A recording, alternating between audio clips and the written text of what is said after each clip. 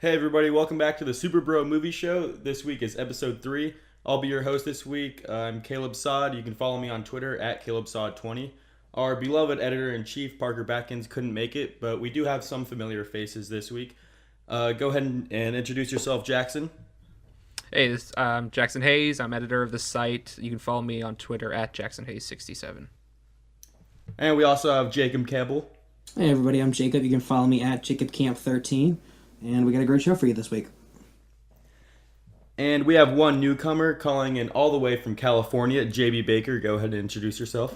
Hey yo, I'm JB Baker. My Twitter is JibsMonster, and I'm happy to be here for my first time.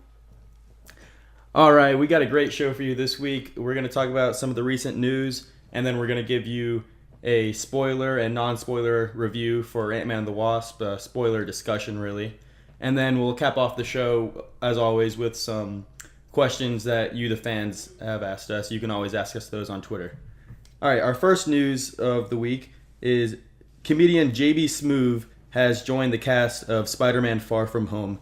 He wasn't in the first one, but he was in a commercial tied into the movie where he was teaching Peter Parker how to drive in driver's ed. So what do you guys think about that?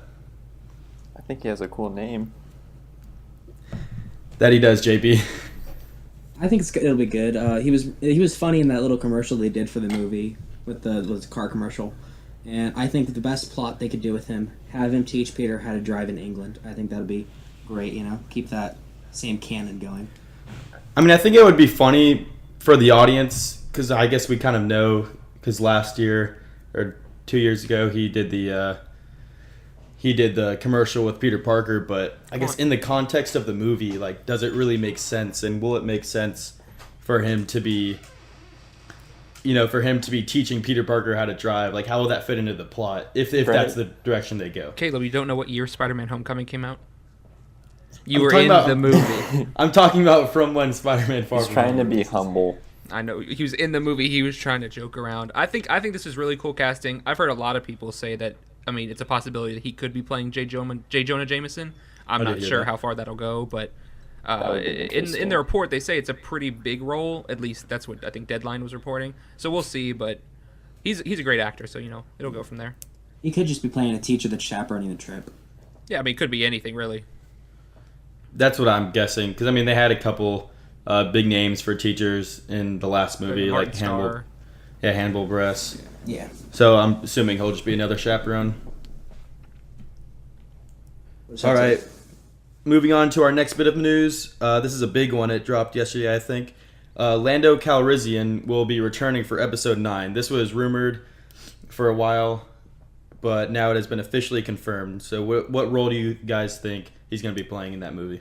I hope he takes a larger leadership role in the Resistance. With the passing of Carrie Fisher, we don't really have that connection right now, at least without Luke, who, spoilers, passed away at the end of Last Jedi. So we kind of need that connection to the original trilogy to, cap off this one. So I don't think he's going to be a major player, but I hope he's there and helping the Resistance.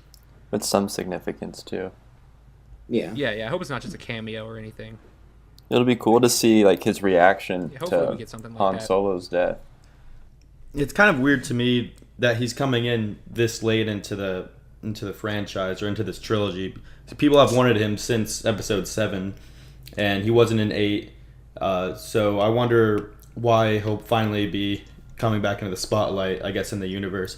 My guess is with the passing of Luke and Han and presumably Leia in that universe that he'll see that there needs to be a leadership position and he'll take that opportunity. Yeah, definitely. That'd be cool. I'm excited for it, but at the same time, it's a shame we won't get to see the original stars together on screen at the same time. We won't see Han, Luke, Leia, and Lando together, which is kind of a disappointment. We had to give that up in The Force Awakens. Yeah. Harrison Ford wasn't coming back for 3 of these. We knew that. We knew that, yeah. We could see Luke and Lando.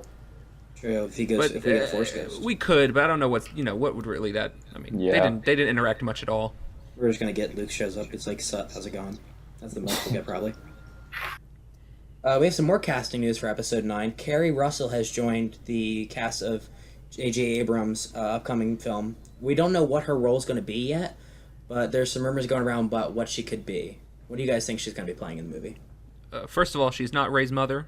I think that needs to be pretty clear. I think THR wrote an article, Collider wrote an article. Yeah.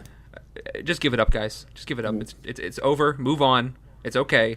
Well, I'm sure I've heard Knights of Ren. She could possibly be a member of the Knights of Ren or a fallen Jedi, something like that, which would be interesting. But it's not Ray's mother, so. Good. That's a good point. I definitely don't want her to be. I hope she just ends up playing like another stormtrooper, and people have done all this hype and speculation, and her face isn't even going to be in the movie. But no, I'm sure since they have this big announcement, I'm sure she's going to play at least some significance. Yeah, I believe the report that said that she was casted. There's a few more announcements that are going to be coming out soon about major castings. Yeah, I heard at least 2 in the next few weeks, so we'll see. Yeah. Although something I just thought about, because we know that Ewan McGregor supposedly is supposed to return, and I theorize that it could be a flashback sequence. Maybe we'll see the origin of Rey if he really is related to her. So maybe we'll see his spouse or his partner, Carrie Russell. Maybe she could be playing her, or someone else out of these big casting announcements we'll get down the line. That's true. We'll have to wait and see. Hopefully we get some news soon, though. All right, let's bring it over to DC for these next bits of news. Something that we've heard about for a while is the Birds of Prey movie, but a big piece of news that just dropped is that it will not feature Batgirl, but it will feature Barbara Gordon supposedly as Oracle, meaning it'll probably be after her injury with the Joker, and she'll be in her wheelchair, and she'll act as more of a technological guide for the team. What do you guys think about that? I think it's cool, unexpected. People are anticipating something else, and then they're like, nope. Yeah, it's Oracle. The only thing that worries me is that, there's 50 DC movies in being developed right now, and Batgirl is one of them. We've had our dealings with Batgirl, the Batgirl movie. But having Oracle in the movie, I'm sure it'll fit the narrative and it fits the character as we saw it in the comics with the Birds of Prey. But having a Batgirl movie, does that now set that as a prequel? Where do we go from here with that? It's hard to tell, but it just kind of seems a little messy. They're getting desperate. At least from the outside. I understand why they're going with the Oracle direction. Like it's to the comics, She is that technological side of it. She's the girl in the chair. But I feel like having Batgirl, which is a big name, would really draw more people in, especially with like the past DC films. They don't have that great a track record, so having Batgirl in it would get people to say, "Oh, I want to see that on screen." You know what I mean? Yeah.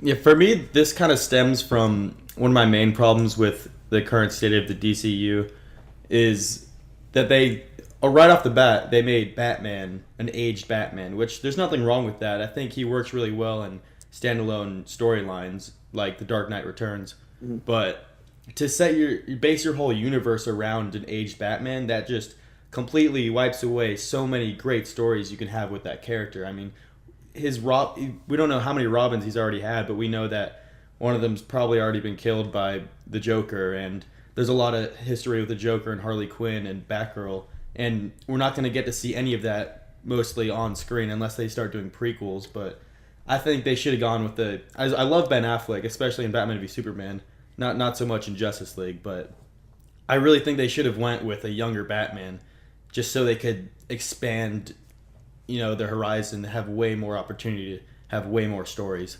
What do you guys think about that? Yeah, I mean, Affleck, I got excited at first with Affleck because, I mean, Robin is a hard character to sell to people, a child, running around, and it depends on the casting, but, Damian Wayne was a character that always really excited me, and having Bruce Wayne that old, like, introducing a character like that would really bring a certain dynamic to him on screen. But, I mean, at this point, I don't think there's any way we're going to see that. It's hard to tell if we're even going to get the solo Batman movie. And, yeah, they kind of did back themselves into a corner in terms of, what stories they can tell with Batman, having Ben Affleck be as old as he is. And another thing is, I mean, Ben Affleck's, 40? Am I right? Yeah, I think he's in his early 40s now. Yeah, well, supposedly he's going to continue playing him, but if they want to set up this franchise like the Marvel Universe, I mean, that's already at its 10-year anniversary. Mm-hmm. I can't see Ben Affleck playing this character for 10 years. Yeah, no, definitely not. And Batman is like should be the center of your universe. Then he has to be like the driving hero for all the movies, and Ben Affleck just doesn't seem like the guy to stick around for that long or and appear in every movie like Robert Downey Jr. does. He doesn't seem motivated enough either. That commitment to the role isn't there. Yeah, like Robert loves Iron Man with all his heart, but I don't see that in Ben. I mean, it's hard. And I don't blame the guy. Mm-hmm. No, but not it's at all. different. It's a completely different. It's a different fan base. To be fair, it's completely different. On the body. I mean, Yeah. Robert Downey, as great an actor as he is, he's not in Chris Evans, Chris Hemsworth shape, and that's what Ben Affleck has to do. And him being on the older side, doesn't help that. And the way this the universe is going right now, the movies keep being delayed, and it's hard to tell when he's going to pop up next. And I mean, if we don't see a solo Batman movie for 5 years, Ben Affleck's getting close to 50. Like that's a tough sell for an actor. Yeah, definitely. Something that I found funny. A lot of people have pointed this out, but so he got really jacked for Justice League, obviously. But you can tell after they finished shooting that he kind of let himself go, as anyone would, because you don't want it's hard to sustain yourself. So then Right, when exactly. they did the reshoots, he's a little chubbier. It's kind of easy to notice, and I don't blame him. Like it's a really like physically demanding role that. Like the only person I think could like keep that up is like Hugh Jackman, who had like so many shirtless scenes for the Wolverine and all those movies. It's just hard on the body. You can't do that. Exactly. All right, and let's bring it to our last bit of news. Keeping in the DC universe, last night we had our first full look at the Black Manta costume from Aquaman, and to me at least, this thing looks great. It's really comic accurate. And it's everything I wanted out of that costume. So, what do you guys think about it? I thought it was super cool. I want to see it in the trailer at Comic-Con. I'm gonna disagree with you guys a little bit. I felt it was a little off. The first look suit we got from the photo image, which I guess people are speculating that would have been his father's suit, is a little bit different. I thought that looked better. It feels a little. It doesn't look right to the eye to me. I mean, obviously I haven't seen it in action yet. It's only a statue photo, but to me it feels a little off. Yeah, I'm with Jackson on this one. I don't know what it is. I think it's like the eyes of the suit. It doesn't look perfect. It doesn't look great to me. I'm hoping maybe when we like actually see it on screen, it'll look a lot better. But just from this like leaked figure, it's eh. Can't trust I will it. say the eyes. I'm not against them, but they do have a little more emotion. They kind of look like angry and they're more pointed than I think they are in the comics. In the comics, they're just more like blank expressions. So I can see where you're coming from with that. Yeah. The rest of the suit looks great. I like the blades that he has coming out of his arms. The back piece looks really cool, but it's just the eyes they throw me off. Along with that statue, we also got a look at Aquaman's costume. We've kind of got some bits and pieces here and there, but I think this is like the first full look at that costume that we've gotten. Yeah. And it's like super comic accurate. I mean, the one that he had in Justice League was pretty cool, but it wasn't like classic Aquaman, and I think this one is. Yeah, I really like the statue for the new Aquaman costume. It looks like they really just took it right from the comic, which is always great to see. Yeah, I thought the classic yellow costume is it's tough because Aquaman is such a interesting character. A lot of people aren't too high on him, but they've sort of rebranded him in recent years. But Jason Momoa wearing the the yellow orangish outfit, I didn't know how it was going to come off, but he looks pretty good. He looks like he fits in.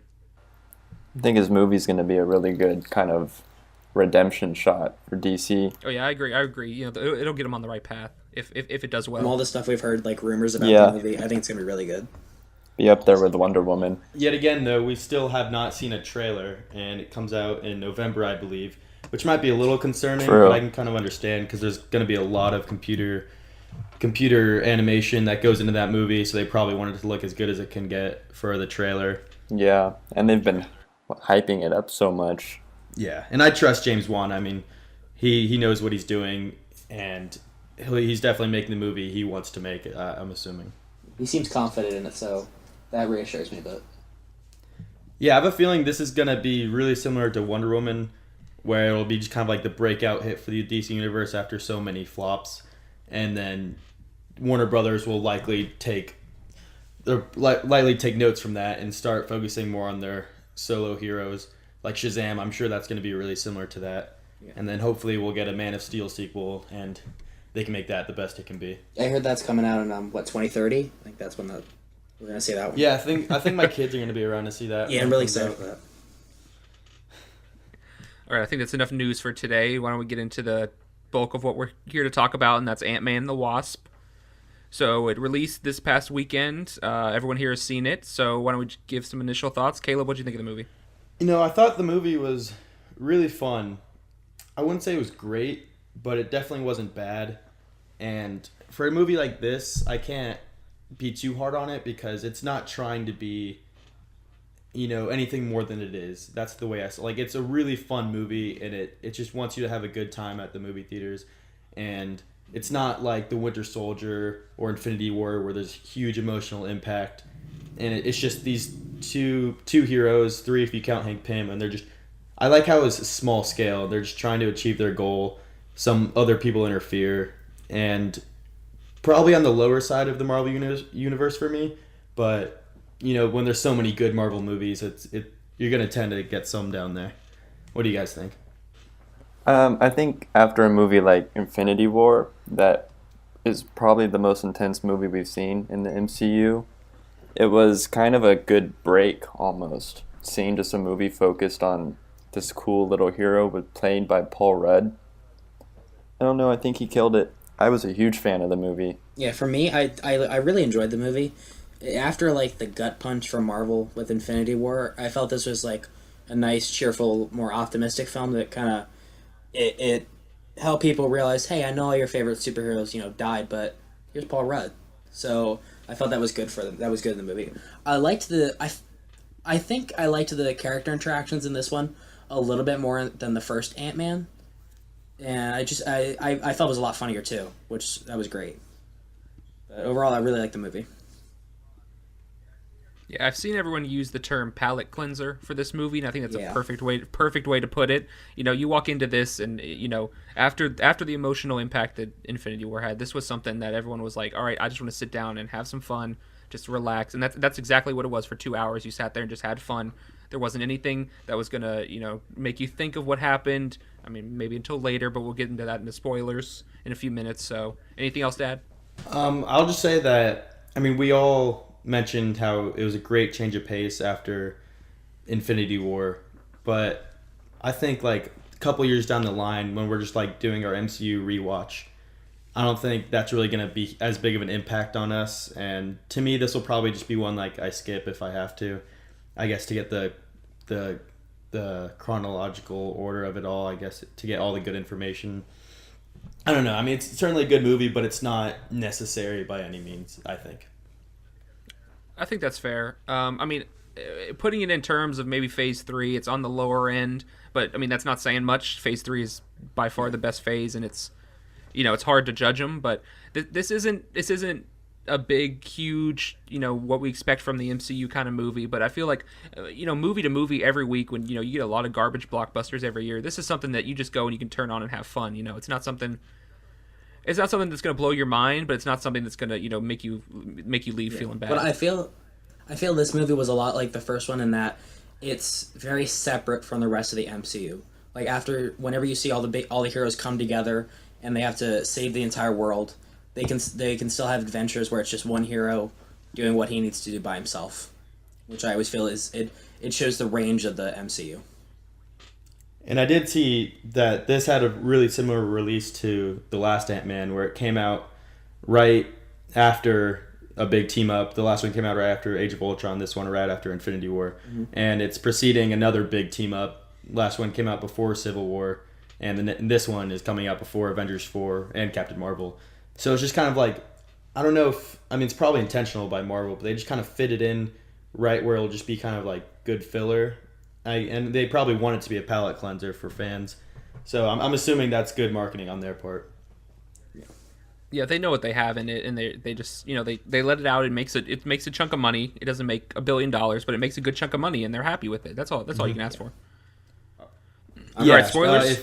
If you don't want to hear spoilers, we're gonna put time codes in the descriptions of whatever you're listening to this on. So I'm assuming all of you guys have seen it before, but if not, then just skip right ahead to the questions at the end. All right, so let's start it off right off Everyone the bat. dies. Let's talk about the mid credit scene.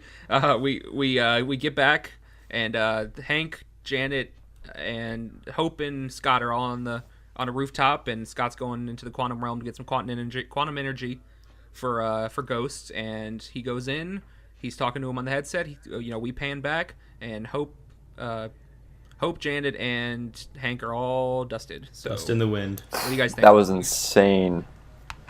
That was the last thing I was knew expecting. They were gonna like At dust at all. least 2 of them. I did not think they were gonna go for all 3 of them. So that was a big surprise for me. I didn't even know they were going to get dusted. I was sitting there, and then it panned back to outside of the quantum realm, and I was just silent. Yeah, there were some audible gasps in my for sure. in my showing. It was people were waiting for some fun mid-credit scene, and one guy, Right? I heard one guy, he just yelled out Thanos. I will say Yeah. I was kind of No. not spoiled on the mid-credit scene, but so many people, including Parker, again, I'll say it, our beloved editor-in-chief, he was just telling us, like, oh yeah, I'm not going to spoil it, but, the mid-credit scene is crazy. And I was like, okay, yeah, I know what's going to happen. And, like, even, like, the marketing was like, oh, it has the craziest ending of any Marvel movie. So I was Well, like, Paul Rudd essentially spoiled it really? What do you do? in his interview on one of the late night shows. He was like, it happens at the same time as Infinity War, the Ant-Man and the Wasp, and then if you stay for the credit scene, it'll blow your mind. And then he was just sitting there, and he was like, I messed up. remember that. He was like, he knew. Yeah, but at least if you spoil Ant-Man and the Wasp, that's not the worst thing in the world. He didn't pull a Tom Holland or a Mark Ruffalo. Everybody dies. Ooh, Mark Ruffalo's. Mark Ruffalo just let was it out. Bad. Nobody knew. Imagine the meeting right after that interview. Mark, we told you not to say one thing. Right? And you said the one thing. They said, And you they said said it. Mark, we're taking away Yeah. your Hulk privileges for the next movie.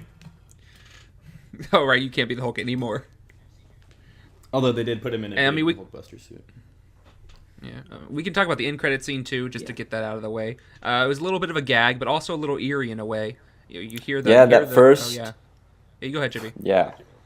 Well, yeah, I was just still trying to recover from the mid-credit scene, and then they had that whole emergency broadcast thing going, and it was super eerie, but then they pan over to an ant playing drums, and kind of the perfect way to end an Ant-Man movie, essentially. Yeah, they're gonna keep it light. They're gonna keep it light, even if it One's gets heavy. dead, but here's an ant playing the drums. Yeah. Don't worry about it. There's an ant playing the drum. For me going into it, since we knew there was going to be like this big end scene, I knew someone was going to get dusted. But part of me thought at the end when the movie ends, Scott gets his ankle monitor off. He's allowed to leave his house, and there's this big happy montage. I swore while the montage is happening, the music was going to just cut out, and someone was going to get dusted right then and there. I had the same feeling. Everyone was smiling. Everyone was happy. I swore it was just going to be. I would kind of want to see, like, almost with the end credit scene of Infinity War when Samuel L. Jackson, Nick Fury, and like you just start seeing all this commotion.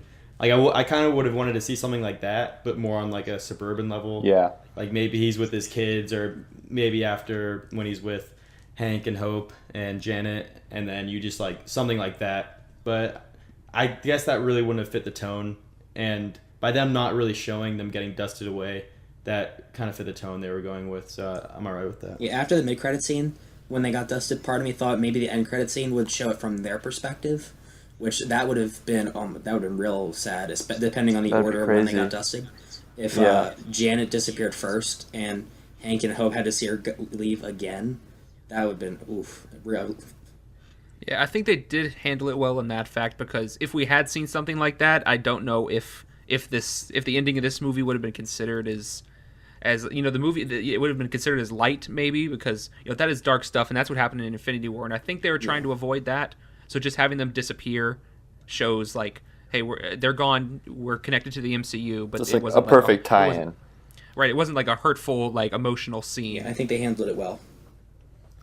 All right, what do you guys? Let's steer away from the end credit scenes because there's a whole other 2 hours we can talk about. So, and at the end of our spoiler Okay, talk, let's get into including we can kind of talk about our Avengers 4 theories after seeing Ant-Man and the Wasp. But before that, just just anything you want to say spoiler wise, you can take it away. I really liked the way they handled Ghost and her powers, and the way they brought Bill Foster in as like not a villain but more of an antagonist. I really thought that when they had the scene with him in his office and they hate each other, I thought that was going to be like just a throwaway. But the way they brought him in as the person that's tried to heal Ghost and save her, I thought that was a great way to handle the character. That way we can see them more down the line in maybe Ant-Man 3. How did you guys like the characters? I thought it was cool that they didn't basically have a villain. Mm-hmm. They kept it really open-ended with more so just having antagonists, like you said. Yeah. Yes, I agree with that. I like how it wasn't villain per se, but that being said, the actual character of Ghost, I liked the concepts they were going with. I liked her abilities, and I really liked her backstory, but I don't think it was really executed in the best way. She had this really cliche monologue where she tells them her whole plan and her whole backstory, and to me, I feel like they just could have done that a little better. But that's just me. What I thought it was funny when there was a leak, the cast list leaked, like a few days before Ant-Man came out, and we saw that Egghead was in the movie, and a lot of people were trying to figure out how does he factor into it. So the way they had him be Ghost's father, I thought that was kind of a cool little comic book reference. Not that she is the daughter of Egghead, but just to have that kind of no-name whatever villain in the movie.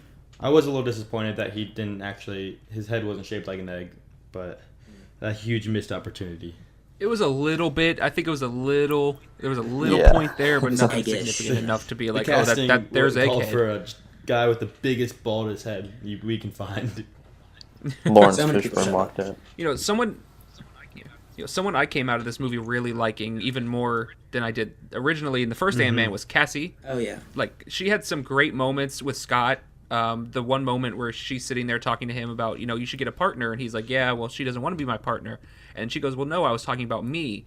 And when he laughs, like, she, feels actually hurt about it, that she feels like she can go out there and help people. And, a lot of times kid actors kind of, you can have they're hit or miss in movies like this, but she really stepped up from the first one. It was, like, really a good addition to the cast. I'm really excited to see more of her in the Marvel Universe.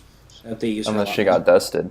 Well, we'll see that character, but she is Eventually. getting recasted with an older actress. Well, yes, she has been recast for Avengers 4. Which we want to talk about that a little bit.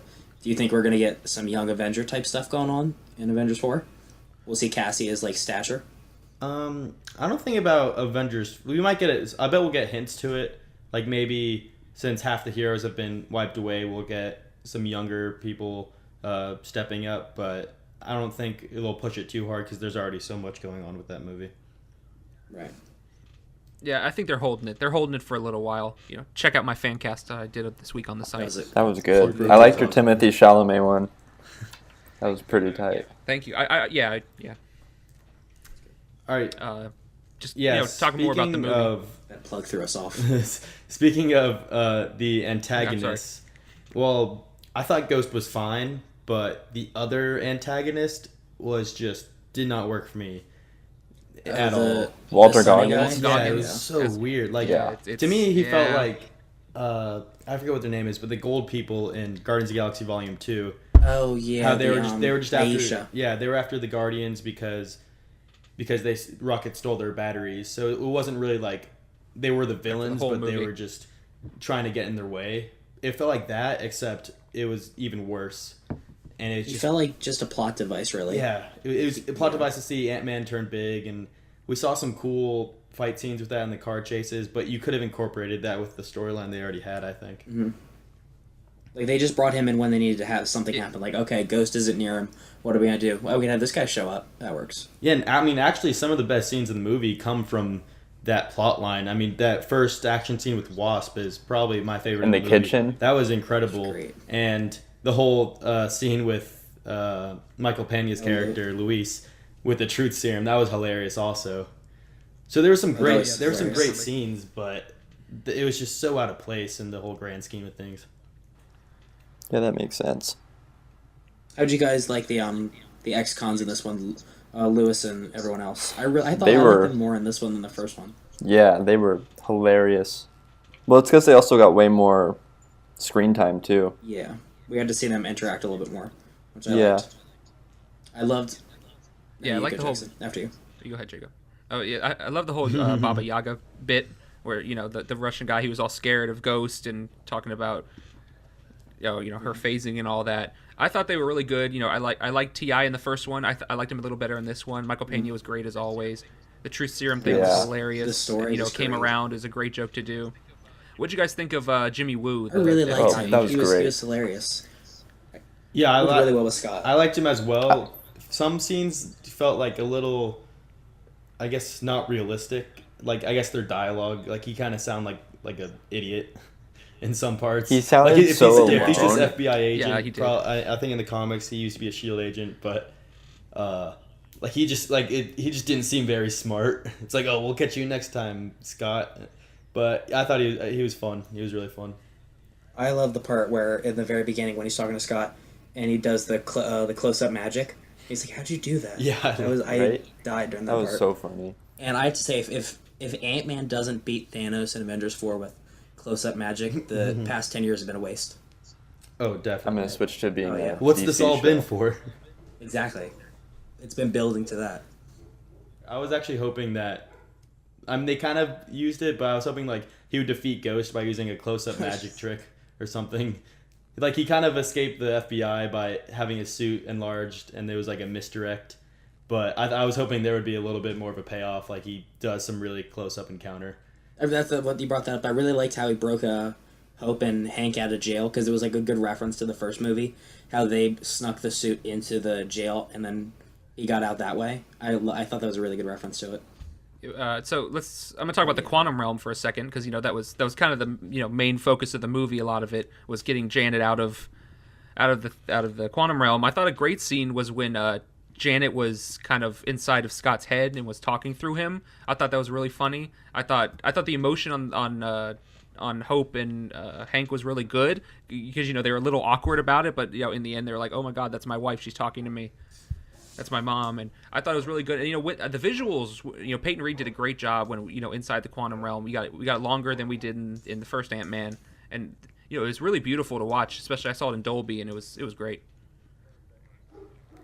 For a second, I didn't think Hank made it out. Oh, yeah. In the Oh, yeah, end. they did leave that up for a second there. Yeah, there was a good minute where it was just Hope and her mom talking, and then, lo and behold, Hank comes back. But for a cool second, I was like, whoa. Yeah, that would have been interesting. Right? And then have her just Pick your favorite. Yeah. I thought the quantum realm, it was pretty cool, but to me, it was almost like, sort of like Vibranium in Black Panther, where it can just kind of do anything without a lot of explanation. Like, Scott Lang actually kind of called out Goliath he was like, you can't just put quantum in front of everything and make it sound smarter. But it just felt like they kind of used that for everything, and Ghost was like, oh, I can get the quantum energy from, what's your name? Yeah, from And I'll be Wasp or healed. whatever, and I'll be healed. And I'm not a huge comic reader, but so you guys might have a little more insight on this, but when Janet came out of the quantum realm, she had evolved, which is pretty cool, but she just kind of used her powers to heal Ghost, and it kind of felt out of left field. They didn't really explain it that much. So you guys comic readers, if you want to it's not explain a comic that, thing at all. then That just would be happened. helpful. No. Okay. All Right. right. I was making Yeah, it just felt kind of convenient. I think it was more or less a plot device. I mean, we might see something come up in Avengers or Ant-Man 3 with it. I don't know if it's going to continue, but I think it was more of a plot device just to get Ghost back on their side, or at least to stop whatever she was doing. Because the whole thing, she wasn't a villain, she was an adversary. She was just trying to save her own life. So they needed some way to fix all of their problems without having to kill Janet. I'm wondering if they'll either use the quantum energy that Janet has. They'll probably use it a lot more in Ant-Man 3 to develop the concept of it. But I think they might use it a little bit in Avengers 4, depending on where the other heroes are trapped right now since they got dusted. Yeah, we'll see what happens with Scott sitting in there, because that's the rumor. If we want to get into Avengers 4 now, if you guys I are good think on we the covered movie. most of it, guys. I'll just add a couple things. I really like the sequence where Scott was going after Sonny on the ferry, and he had to like cross the water, and you saw that one bit where he was calling all the ants and they kept getting eaten by the pigeons. That was really funny. Yeah, that was pretty good. Because like in the first one, they make you care for this singular ant, and then in this one, they just killed him on a whim. Antonio Banderas. And then I like the whole scene where he grows big, and I like how they kind of make him vulnerable. Like, hey, he gets really lightheaded and sick, so in the future they can't just be like, oh, why don't you just grow big and stop the bad guy? It puts a good limit on the good, power. Good plot device. Exactly. Yeah, that was good. Also, the moment where he stays shrunk inside of the school was pretty good. Yes. Where he was running around as the kid. The teacher thought he was the kid. I thought it was a pretty good bit there for a minute. And when he gets in the car. Oh yeah, and the music is all intense, and he's just like this little kid walking down the stairs. All right, yeah. All right, so what do you guys? Yeah, so Avengers 4. So what do you think? Scott's in the quantum realm. A lot of people are talking about the way that Janet casually brought up the idea of a time vortex inside the quantum realm, and how that may play into how Scott gets out in Avengers 4. What do you guys think? What I'm thinking is going to happen is, she brought up the time vortex, like you said. Scott's going to get sucked into that and then blasted out somewhere into the future. And that's why Cassie has an older actress playing her. He'll be in the future somewhere, and his daughter's grown up. And as we've also seen the set photos where Robert Downey Jr., he looks a little bit older. I'm thinking that's because this is taking place a little bit farther in the future. And he was wearing a SHIELD uniform, too. That's been a popular rumor. I did, when I saw those set photos, what I did think was interesting that Paul Rudd, I mean, he's ageless. Everyone's been talking about it, but he didn't have any gray in his hair. But Robert Downey Jr. did, and they have the the barf bracelets on, technology on, and they're back in time, and Captain America's wearing one. But Scott looked the same as he did in Ant-Man, but Tony had aged. Well, I'm like, okay, well, Captain America won't age. They can throw that out because of the serum, but Scott would age. So what's the difference here? So I guess that answers that. I think question. what's going to happen is, we saw he took up some of the quantum energy while he was in there. I think they're going to use that to develop the devices that will let them travel back in time to the Battle of New York, which is why Captain America is wearing his Avengers uniform. Something interesting that they probably won't do, but what if he gets sucked into the time vortex, and instead of going forward in time, he actually goes back in time to the Avengers battle, and then he meets them up when they go back in time, and then he's like, oh, hey, I know you guys, like, what's going on? I think that would just be kind of like a funny way to introduce him in there, but that's probably not the route they're going to take. Hey, but if they do, you called it. I feel like that would be harder to pull off a little bit. It's like, hey, I know you're fighting a bunch of aliens, but I'm here, by the way. I think having it go to a time where they already know he exists, it'll be easier for them to explain, hey, I got sucked from the past. Yeah. That'd be a wild card. JB, what'd you think? There's so many different routes I feel like they could take now for Avengers 4 that it's hard to even narrow it down. But I really like the idea of Paul Rudd jumping forward in time and then meeting Cassie again, like Jacob said, and she's this like older lady, and then not lady necessarily, but not the daughter that we saw. Yeah, I think the actress is like a 15 teenager or something, so they can't be that far in the future, but just enough. I think it's going to be about 5 years. That's the rumor that's been going around. That seems to be a good timetable for. But then is how Paul long Rudd it's been going to come since out the events of feeling like Infinity War. he was in there for just even like a day? That's what I think. Yeah, I mean, that's hard to tell, yeah. That's what I assume. What's going to happen if he comes out and everyone's dead? I read an article, I think it was MCU Cosmic, Jeremy Conrad wrote, about how Scott could be, the introductory character in Avengers 4, where, we're seeing the world 5 years later through his eyes. As he's felt, he's only been in there a day, maybe. He gets stuck in the vortex, he comes out, and he's like, what happened? Where is everybody? Where are the Avengers? Where's my family? And then we use that as the frame of reference going into Avengers 4. Emotional impact to start with. I think he's the perfect character to use. He's not versatile, serious enough. Yeah, he can do multiple things. And he's likable. He's Paul Oh, Rudd. 100%, yeah. He's Paul Rudd, yeah. Can't do wrong. Although, what I'm thinking is, the time jump I think is a good idea, but there's going to be so much more they have to explain. Right. Because with Infinity War, it starts only 2 years after Civil War, and we pretty much knew where everybody was. So there wasn't as much gathering they had to do, or catching up to speed. But this one, there's going to be a lot of what's been happening the last 5 years. I wonder how they're going to what's Hawkeye been doing, what have all these heroes been doing in the last 5 years, and how are they going to explain that away? But it's the Russos, and They'll find a way. Yeah, they'll find a way. Yeah, I mean, it'll probably be around 3 hours, so I think they'll have enough time to, give us a 30-minute explanation and get into God, I everything. hope it's 3 hours. That'd be so great. Just make it 5 hours. I'll find intermission somewhere between. We're good. Right? After an hour and a half, just take a break. Go refill your sodas. All right. Does anybody else have anything else to say about, Avengers 4 theories or just Ant-Man and the Wasp in general? Actually, do you guys think they will use like Tony and Mark's brain to find a way to harness the time stuff? Be able to like just control time jumps? What do you mean by using their brain? Well, just because they're geniuses and they've. But do you mean like them teaming up to come up with something, or like up. physically using their brain? Teaming up using do you mean their knowledge. Do you mean like it's going to be they invented the time device? Not necessarily they invented it, but they like now that they know it's possible, they can use Ant-Man and then somehow. Oh, Yeah, up with- I see saying. where you're coming from. Like, oh, this guy's jumped 5 years in the future. Who's to say we can't use to go back 10 years or whatever? I like that idea. It's gonna Tony's gonna have like that eureka moment where Scott comes in. He's like, I got sucked through time. He's gonna be like, we can use this like that. You know?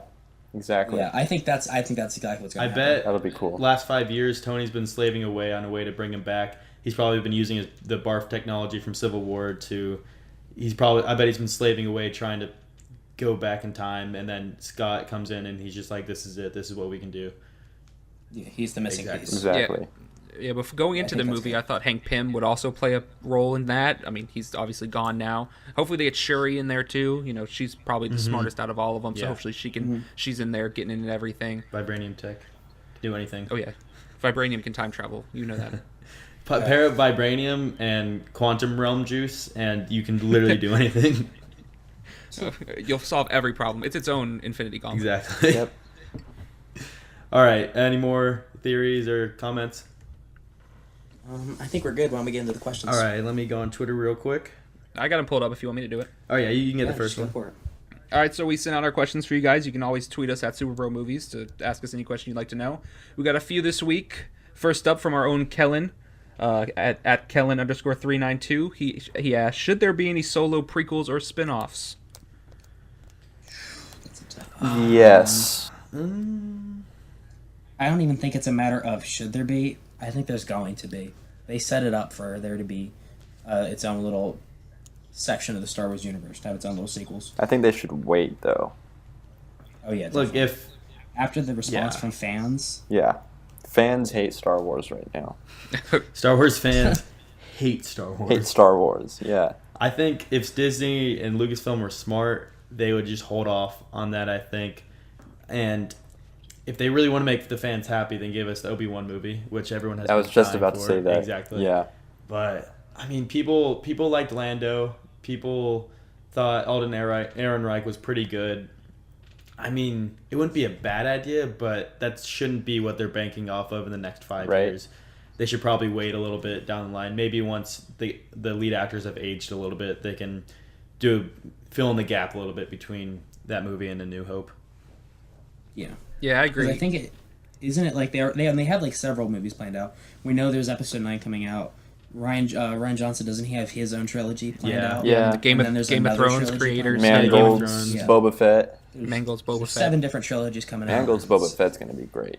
James Yeah, Mangold. that's- And what's his name? John Favreau is coming out with the TV show. That should True. be great. Yeah. Yeah, for the streaming service. Mm-hmm. We definitely have a lot more Star Wars in our future, and I'm assuming there's going to be some solo. For better or worse. Yeah, I would assume, I think I don't think a solo sequel would be the best route to go. I think maybe exploring those characters in a Boba Fett movie. I don't know if Lando necessarily is the best way to go either. I think maybe in a Boba Fett movie, just, have them in there supporting characters if it works in the time, in the timeline they're using. But I would hold off for now. I would, consider your other options. Honestly, though, Lucasfilm just can't seem to win. I mean, they make Force Awakens. People criticize it for being too too predictable, too familiar. So they're like, all right, let's give Rian Johnson complete creative control. He makes something new and fresh, something we've never seen before. Fans absolutely hate it, or at least some of the really vocal ones hate it. So they're like, all right, Han Solo, let's just make another, predictable one, things that fans want. And the response was a little better, a little more mixed, but they just can't seem to please fans. And it seems like the hate for each movie just comes like sooner and sooner. Like Force Awakens was like a month after fans started hating it. Not hating it, but there was more vocal dislikes. Rogue One was like a week after. Last Jedi was like the day after. And Han Solo, it seemed like before the movie even had its first trailer, fans were already hating it. And who's like, they're just in a tough spot, and they've kind of dug themselves into a hole at this point. I think everyone At the end of the day, you just can't please everyone with these movies. There's going to be that one faction of fans that just hate it because they want to hate something. I think everyone needs to realize that we come from an era. I mean, we grew up with the prequels, so it was a little different for us. I feel I enjoyed them more as a kid, but grown adults who grew up with the original trilogy hated the prequels, and quality to quality of this sequel compared to, or at least these group of films compared to the prequels, it's far and beyond better. So I think you need to take what you got. Just be happy they're still making Star Wars movies. Right? Yeah. It's not Attack of the Clones, guys. Relax. I'm happy you didn't say Revenge of the Sith. I would have to hang up. No, I am a Revenge of the Sith shill, and that shall be known. Me too. Thank God. All right, I guess we'll move on to the next question here. We got one from the gaming side of the world. Do you think Rocksteady will reveal their next project, hopefully Superman, at Comic-Con? No. Oh, this was from @nerdy_river. At nerdy, yeah, there you go. I don't think they will, honestly. Would have been great. I think they'll wait till E3 next year. It would have been great if they announced it at this E3, because that would have gotten people super hype. But now it's just kind of like, whatever. And it was heavily rumored, too. There was even a supposedly leaked poster said Superman World's Finest, and it looked incredible. They had the Man of Steel logo, and I guess it turned out to be fake, but there were so many sites saying it's coming out at E3. That's when we're going to get an official announcement, but we got nothing. And I feel like Comic-Con, they're not going to make as big of a splash as if they did at E3. So if they are coming out with the Superman game, we probably won't see it until next E3. Yeah. All right, moving on. We got a question from Mason at Batman42537. Thoughts on the new DC streaming service and the shows that will be played on it? I'm excited for it. I think it's going to be great. I think Titans is going to be great. Oh, that's going to be really good. I'm excited for that. If you want to hear a little bit more about our in-depth views, we talked about that a lot on our last podcast. We talked about a lot of the features that are going to be there, and if we're all excited for it. Yeah, I mean, I'm good for Young Justice. I love Young Justice, so that's what I'm here for. I'm excited for the comic side of it, definitely. Because it's supposed to go back all the way to Action Comics #1. That's going to be awesome. I will say this. Well, I'm excited for it for all those reasons you guys have mentioned. It's just a pain that we're getting another streaming service that we already have Netflix and Hulu. And, DC Universe, this looks like it will stand out because they have comics and shows and movies. They have a really wide range of things they can offer, but people are going to copy this. Like, we know Disney is coming out with their own streaming service, so how many streaming services are we going to get before our wallets are run out? It's basically just like cable at this point. Might as well drop that. I don't know. I'm bumming off my parents' Netflix right now, so I'm okay. Yeah, well, not for long, Jacob. Caleb, do you have a Hulu, by the way? Can I get the password to that? That'd be... No, thanks. I got one you can borrow. Oh, thank you. See, I knew it would work out. All right. So, yeah, I'm okay for another one. Yeah, I'll pay for it. Yeah, all right. The one that he has to pay for. Mom, can I borrow your credit card? And even then, he'll find a way to get it for free. Honestly. Can we get a site-wide one? That'd be great. Yeah, would DC Universe like to sponsor this podcast? Because we'd be very interested. Look for sponsors. Anybody, please. Harry Shape Club. Please, DC Universe. All right. Do you want to move on to the last question? Yeah, I think we just the one more, too. Question from Brennan at It's Me Brennan. Very good username. Very good. He asked, question about a Spider-Man PS4. What are you most anticipated about for this game? And what suits/villains do you hope will be in it? I'm super stoked for this. Definitely. Super Sorry, stoked. Xbox users. Yeah. Yeah, we're all PS4 here. Mm-hmm. Except for our illustrious leader, Parker Batkins. He has an Xbox. But he's not He was here. Silence for Parker. Yeah, he will not get to answer this question, and he can't be excited. One thing I'm super excited. I'm really excited for it. Sorry, one thing I'm really excited for, which is always the best part about Spider-Man games, and it looks like it's even going to be even better in this one, is just the open world swinging. Yeah, the free I mean, this roam. is bigger than any Spider-Man game we've seen before, and it almost looks like a GTA where you can just roam around and do whatever you want, except it's Spider-Man, so that makes it all the more better. And Yeah, the mobility of the character just Yeah, looks really great exactly. for this game. and What I about do hope they costumes? I do hope they incorporate a pizza time side mission into it. It's for iconic. Weston out Why there. wouldn't they? All right, suits and villains. What do you guys think? All right, I'll give you a suit. Ever since I've been watching Spider-Man, I'm not huge on the video game side. I play here and there, but the animated series I was super excited about, and I remember one suit really stuck out was the Spider-Man 2099 suit. That's Ben Reilly's suit. It's a little more low grade. It's not super high tech, but I really like the feel of that, and I would love to play with that. Did you guys ever watch Spider-Man Infinity? I think is what it was called. Something along think I those lines. did. The suit in that was super cool. But I don't know if they'll ever put that in. I think I watched that. Yeah, that would be really cool if they have that. I think we are going to have Miles Morales in this game. Isn't that confirmed? He was in the trailer at last E3. They just kind of had a cutaway, and I'm they hoping showed like him. he's a playable character because I love his suit. I always liked his suit, so that'd be cool to see in the game too. But Spider-Man suit, Spider-Man Noir, maybe. that would be cool. Yeah, especially since we know he's going to be in the Spider-Verse movie. That'd be cool to have that in the gaming side. And I wouldn't mind seeing, the Amazing Spider-Man 2 suit. I like that one a lot. It's probably up there with my favorite live-action Spider-Man suits. We already know we're getting the Iron Spider suit, and while it wasn't confirmed, they did show it was like a one frame of one of the trailers. It showed his homemade suit, so I'm assuming we're getting a lot of his suits from the MCU. Yeah, the first mission you play is in the homemade suit. Oh, it is. Yeah. That's cool. So we're getting the Infinity War Iron Spider suit. Noir I suit. wouldn't mind the comic one too. I like the color scheme on that one a Yeah, lot. I hope they have the legs for whichever ones they use. The Iron Spider Yeah, legs. they will. Although I doubt you would be able to use it as like an actual mechanic, because it would be Just cool more if they could, cosmetic. but yeah, they just have to. Yeah, it'd be difficult to pull off. Yeah, they would have to incorporate way more into it. All right, I think that wraps up our show for this week. Thank you everybody for listening. Thank you for our beloved writers. As always, you can reach me at CalebSod20. You can reach our site at SuperBro Movies. Jackson, JB, why don't you guys do an outro for us? Super cool for my first time. Thanks for having me, Caleb. You were the best host. Follow Thank you, me on JB. Twitter, JibsMonster, and just stay tuned to the site.